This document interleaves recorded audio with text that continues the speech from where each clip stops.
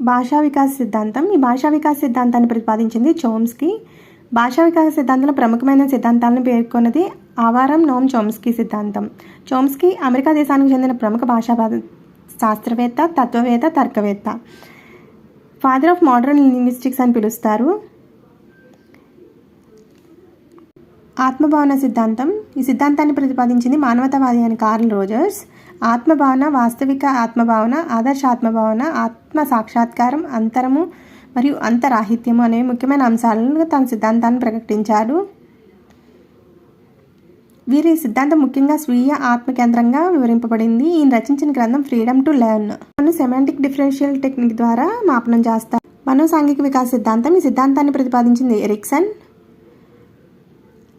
వ్యక్తి అహం సృజనాత్మకమైనది. అహం తన చుట్టూ ఉన్న పరిసరాలతో సర్దుబాటు చేసుకోవడమే కాకుండా తనకు ఎదురయ్యే ప్రతి సమస్యను సృజనాత్మకమైన పరిష్కార మార్గాన్ని కనుక్కుంటుంది.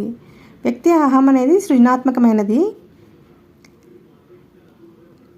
ఇతను మనోసాంఘిక వికాస దశల గురించి వివరించారు. మనోసాంఘిక వికాస దశలు, వయోపరిమితి, మనోసాంఘిక క్లిష్ట పరిస్థితి, వాటి యొక్క గుణం, లక్షణం.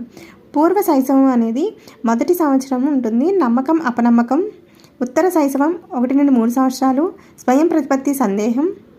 క్రీడా దశ 3 నుండి 5 సంవత్సరాలు. చొరవ చూపడం, తప్పు చేశానన్న భావన.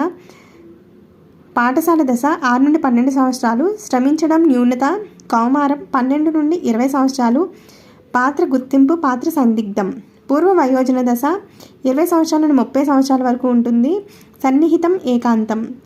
మధ్య వయోజన దశ 30 నుండి 60 సంవత్సరాల వరకు ఉంటుంది. ఈ దశలో మనోసాంఘిక క్లిష్ట పరిస్థితి ఏంటంటే ఉత్పాదకత, స్తబ్దత.